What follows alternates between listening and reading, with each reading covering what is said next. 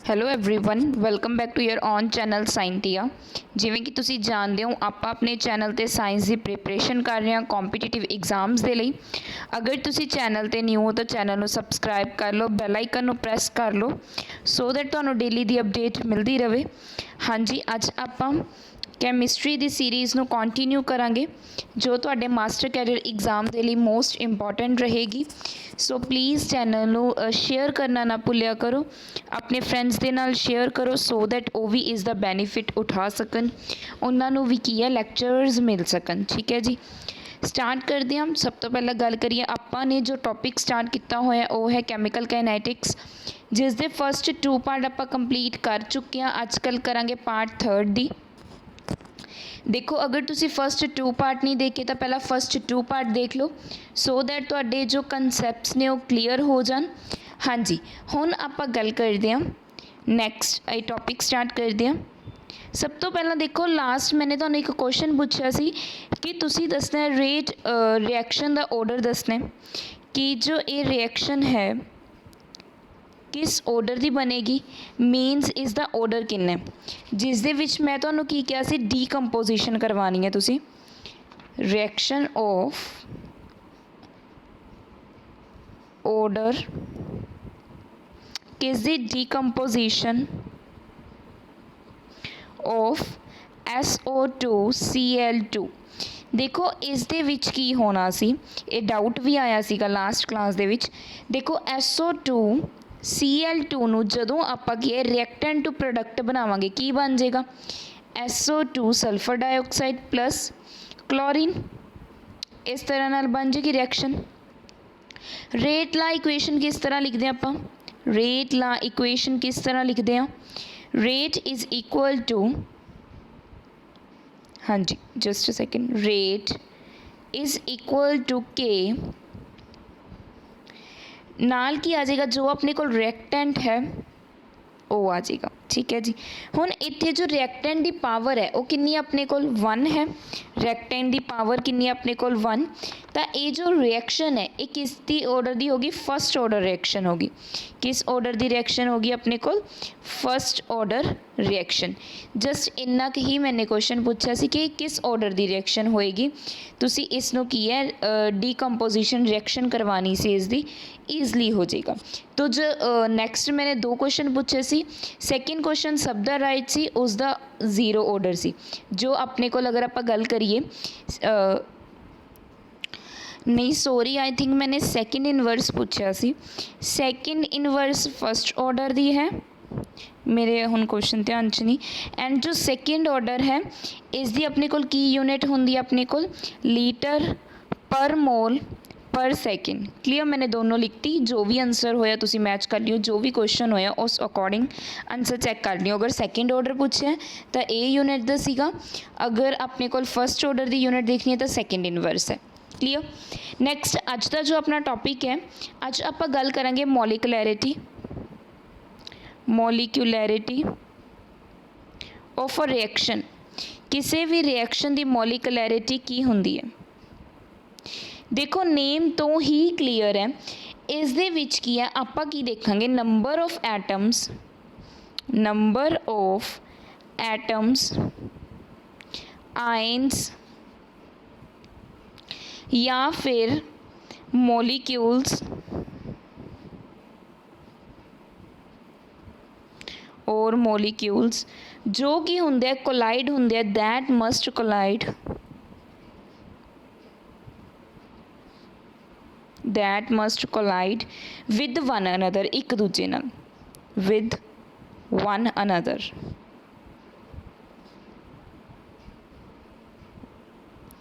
देखो ये की देखांगे आप किन्ने नंबर ऑफ एटम्स ने, आइंस ने, मॉलिक्यूल्स ने जो एक दूजे नाल की कर रहे हैं, कलाइड कर रहे हैं की करन दे लई, एक कैमिकल रिएक्शन दे विच स्टिमुलेंट्स ने, ताकि अपने कोल की है जो कैमिकल रिएक्शन है वो एक्सीड हो सके, कंप्लीट हो सके। ठीक है जी, देखो इस दे विच जो फस्ट स्टैप होगा, किसी भी रिएक्शन दे विच जो फस्ट स्टैप होएगा उसनों आपां की कवांगे, एलीमेंटरी रिएक्शन कवांगे। एलीमेंटरी रिएक्शन मतलब रिजल्ट तो पहुँचने वाला अगर फर्स्ट रिएक्शन होंदी है, काफ़ी सारे स्टैप्स होंगे है, जो फर्स्ट रिएक्शन होएगी उसनों एलीमेंटरी कहांगे, स्टार्टिंग वाली अपने कोल जो रिएक्शन होगी। अगे की है चलदियां रहनगियां जो रिएक्शन अपने कोल एक स्टैप दे विच कंप्लीट नहीं होगी, मीनस एक तो ज़्यादा स्टैप्स होणगे, उसनों आपां की कह दिंदे कंपलैक्स रिएक्शन कह दिंदे, की कह दिंदे कंपलैक्स रिएक्शन जो उलझी हुई होवे। ठीक है जी, क्लीयर। तो देखते हैं अगर आप एग्जाम्पल की गल करिए हुण, जिवें सब तो पहला फर्स्ट एग्जाम्पल की है अपने कोल, आपां ने की करवाना है, डिसोसीएशन कराना है, डिसोसीएशन ऑफ हाइड्रोजन आयोडाइड। इस दी डिसोसीएशन करवाई 2 मोलीक्यूल्स ऑफ हाइड्रोजन आयोडाइड, एक इस दे विच बन जू H2 + I2 दे विच हाइड्रोजन ते आयोडीन दे विच। देखो हुण इस दे विच इस दी मोलीकुलैरिटी देखनी आपां ने किन्नी होएगी, तो आपां किस तरह नाल देखदे हां कि आपां ने किन्ने मोल्स लिया, किन्ने आपां ने नंबर ऑफ एटम्स या आइनस लए। इत्थे किन्ने नंबर ऑफ एटम्स ते आइन लए ने 2। 2 हाइड्रोजन आइड जदों एक दूजे नाल कोलाइड करनगे तां ही अपने कोल की है आ चीज़ां बननगियां हाइड्रोजन ते आयोडीन। तो इस दी मोलीकुलैरिटी किन्नी होगी 2। इस वे दे नाल तुसीं ध्यान दे विच रखना। नैक्सट जिवें अगर मैं गल करां reaction between nitrogen oxide monoxide plus oxygen molecule. Nitrogen oxide जो है मैंने 2 मॉलिक्यूल लिया तो अपने कोल की बन गया 2NO2 बन गया। क्लीयर। तो हुण इहदे विच देखो एक बैलेंस इक्वेशन है, इसनों बैलेंस किया गया। तो इस दे विच देखो किन्ने नंबर ऑफ अपने कोल मोल्स ले हैं 2 नाइट्रोजन ऑक्साइड तो सिंगल अपने कोल ऑक्सीजन का मॉलिक्यूल है, तो इसकी मॉलिकुलैरिटी किन्नी होगी अपने कोल 3। इस तरह नाल तुसी देखना है कि वो 2 मॉलिकुलैरिटी है 3 है 1 है यूनी है, तो ये चीज़ां तुसी की करोगे चैक करोगे। देखो जो मॉलिकुलैरिटी होंदी है ना, ये हमेशा याद रखना है, ये ऑलवेज की होगी होल नंबर होएगी, ऑलवेज की होएगी होल नंबर। बट अगर मैं गल करा ऑर्डर ऑफ रिएक्शन की गल करा, वो की हो सकता है 0 भी हो सकता है, फ्रैक्शन के विच भी हो सकता है, बट मॉलिकुलैरिटी की होएगी हमेशा एक की है होल नंबर के विच होएगी। ठीक है जी, एक डिफरेंस है, माइनर जिहा डिफरेंस है बट कई बार अपन कन्फ्यूज कर दिंदा है, तो इसनों की करना है तुसी ध्यान दे विच रखना। क्लीयर। नैक्सट आप कुछ मैकेनिज्म करांगे। देखो मैकेनिज्म ऑफ अ रिएक्शन की होंदा है, mechanism of a reaction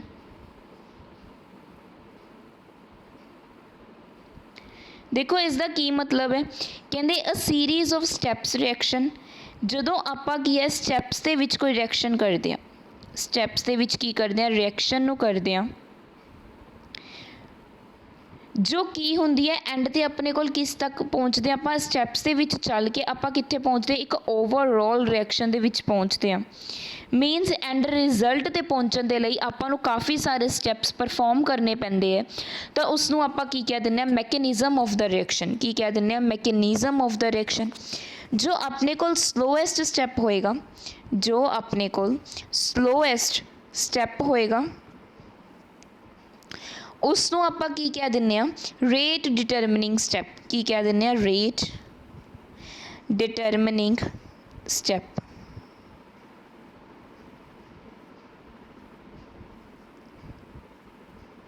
clear बन गया।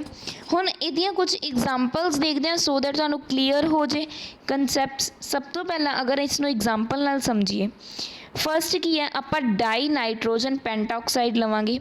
डाई नाइट्रोजन मतलब N2, पेंटाऑक्साइड का मतलब ऑक्सीजन 5। इससे आपां ने की किया, इसनों की है एक अगर रिएक्शन करवाई, इसनों ब्रेक किया, की बन गया NO2। इसनों फिर बैलेंस करने के लिए अगे 2 लगा देंगे प्लस ऑक्सीजन, इस तरह नाल डिसोशीएट होगी। हुण देखो रेट ला दे अकॉर्डिंग रेट ऑफ रिएक्शन की होगा, rate of reaction is equal to K N2O5 reactant लिखता आपां। ठीक है जी। हुण देखो इस दे विच की है, इसनों मेनली 2 स्टैप्स दे विच, इह तां आपां सिंगल रिजल्ट लिखता, बट अदरवाइज देखा जाए 2 स्टैप्स दे विच रिएक्शन होंदी है, जिद्दां स्टैप 1 दे विच N2O5 ब्रेक होगा NO2 प्लस NO3 दे विच, नाइट्रोजन डाईऑक्साइड ते नाइट्रोजन ट्राईऑक्साइड। क्लीयर। यह की होएगा अपने को स्लो स्टैप होएगा, हौली हौली होएगा। जो सैकेंड स्टैप है इस दे विच N2O5 किस नाल रिएक्ट करेगा NO3 नाइट्रोजन ट्राईऑक्साइड नाल, ते यह कि एक फास्ट रिएक्शन है। तो अपने कोल की बन जो 3 nitrogen oxide dioxide plus oxygen का मोलीक्यूल, एक ही अपने कोल फास्ट स्टैप है। तो जो बोथ जो अबब सब तो फर्स्ट स्टैप है इसनों आपां की कवांगे एलीमेंटरी रिएक्शन कवांगे। फर्स्ट नूं की कवांगे एलीमेंटरी रिएक्शन कवांगे। तो जो स्लोएस्ट स्टैप है यही अपने कोल की है, देखो ये अपने कोल की है यूनीमोलीक्यूलर। यूनीमोलीक्यूलर का किवें, क्योंकि अपन ने रिएक्टेंट की लिया सिंगल लिया, तो इसलिए ये अपने कोल की होगी यूनीमोलीक्यूलर। बट जो स्टैप सैकेंड है इस दे विच अगर मैं गल करां इस दे विच अपन ने रिएक्टेंट किन्ने लिए है 2, तो ये अपने कोल की होगी बाई मोलीक्यूलर। ਇਹਦੀ ਮੋਲੀਕੁਲੈਰਿਟੀ कितनी होगी 2। क्लीयर, इस वे दे नाल तुसी ईजली की है फाइंड आउट कर सकते हो कि ये यूनीमोलीक्यूलर है या बाई मोलीक्यूलर है। ठीक है जी। नैक्सट जिवें एक होर एग्जाम्पल नाल देख सकते हैं। देखो सैकेंड एग्जाम्पल की है अपने को, जदों आपां की करवावांगे रिएक्शन करवावांगे nitrogen oxide and carbon monoxide CO, तो अपने को की फॉर्म हो जाएगा carbon dioxide plus nitrogen oxide monoxide भी कह सकते हो। तो हुण इस दा रेट ऑफ रिएक्शन की बनेगा, ईजी है वैसे तुसी भी कर सकते हो। रेट ऑफ रिएक्शन के कॉन्स्टेंट NO2 की पावर कितनी आ गई अपने को 2 आ गई। ठीक है जी, दोबारा लिख देनी है 2। क्लीयर, देखो हुण यह की है रेट ऑफ रिएक्शन, पहले एक गल तो याद रखियो कभी भी कॉन्सनट्रेशन पर डिपेंड नहीं करती किसकी, कार्बन मोनोऑक्साइड दी, बट किस ते डिपेंड करूगी जो अपने को नाइट्रोजन डाइऑक्साइड है। ठीक है जी। तो हुण अगर आप गल करिए हमेशा की करना है तुसी, जो स्लोएस्ट स्टैप होएगा, जो अपने को स्लोएस्ट स्टैप होएगा उसकी की इन्वॉल्व करोगे कि किन्ने मोलीक्यूल्स है, मीनस ओदी की देखोगे मोलीकुलैरिटी देखोगे। तो हुण स्लोएस्ट स्टैप का मतलब इसनों स्टैप्स के विच लिखना पएगा। तो इसका फर्स्ट स्टैप की होएगा nitrogen oxide plus nitrogen oxide आपस के विच रिएक्ट होए, एक स्लो रिएक्शन हुई, तो अपने को की बन गया nitrogen monoxide plus nitrogen trioxide. Clear बन गया। सैकेंड स्टैप दे विच की करांगे आपां नाइट्रोजन ट्राईऑक्साइड जो प्रोडक्ट बने हैं उसकी रिएक्टेंट करवा देंगे कार्बन मोनोऑक्साइड नाल, ये अपने को की हो जाएगी फास्ट रिएक्शन हो जाएगी। तो अपने को की बनूगा carbon dioxide plus nitrogen dioxide आ बन जाएगा। ठीक है जी। हुण देखो अपने को फर्स्ट स्टैप स्लोएस्ट स्टैप सी, सैकेंड की है अपने को अगर आप गल करिए फास्ट स्टैप, तो स्लोएस्ट स्टैप दे विच आपां ने किन्ने मॉलिक्यूल्स ले 1 मतलब 2 मॉलिक्यूल्स। तो यह की होगी अपने को बाई मॉलिक्यूलर, तो इसकी मॉलिकुलैरिटी कितनी होगी 2 होगी। ठीक है जी, क्लीयर होया। हुण तुसीं मैनूं एक खुद करके दोगे, तुहानूं होमवर्क है वाला भी कॉम्बीनेशन करवाना है तुसी NO2 एंड फ्लोरीन दा, जो की फॉर्म करूँगा NO2F, ये चीज़ की कर दो फॉर्म।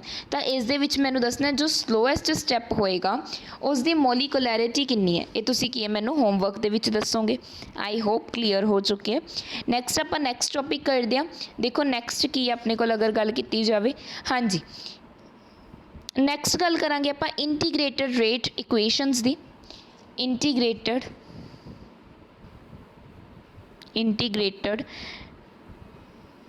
Rate equations.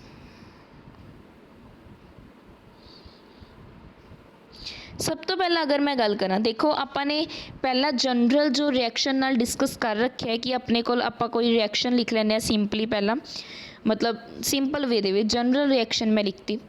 ठीक है जी।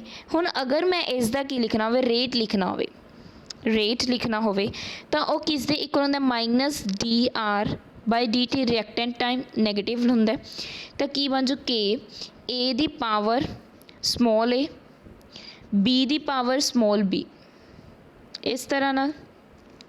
क्लीयर, इसनों आपां की बोल देने डिफरेंशियल रेट इक्वेशन, की बोलते हैं आप डिफरेंशियल रेट इक्वेशन बोलते हैं, ध्यान दे विच रखना है। हुण आपां काफ़ी सारे की करांगे, आपां इंटीग्रेटेड ला करांगे, जीरो ला, फर्स्ट ला, इस तरह ना। सब तो पहला आपां गल करांगे जीरो ला दी, जीरो ऑर्डर इक्वेशन दी या रिएक्शन की गल करांगे। देखो जीरो ऑर्डर दी देखो की है, एक जनरल रिएक्शन लिख लिया, कोई ए तो की बन रहा अपने को प्रोडक्ट की फॉर्म हो रहा है, पी फॉर्म हो रहा है, तो यह की अपने को जीरो ऑर्डर है, रिएक्शन लैट कर लें। तो अपने को रेट किस दे इक्वल आ जाएगा, अपने को के ए दी पावर जीरो, जीरो ऑर्डर के इत्थे पावर कितनी होंगी है जीरो, ठीक है जी। तो ये किस दे इक्वल ही आ गया, किसी की भी पावर जीरो किस दे इक्वल होंगी है 1 दे। तो अपने को देखो जदों हुण ये किस दे इक्वल है, जस्ट अ सेकेंड, रेट किस दे इक्वल है minus D A by D T भी लिख सकते हैं ना, जो चेंज हो रहा है किसी चीज़ के सेम रिएक्टेंट के चेंज इज़ इक्वल टू कितना आ गया अपने को के दे इक्वल यह चीज़।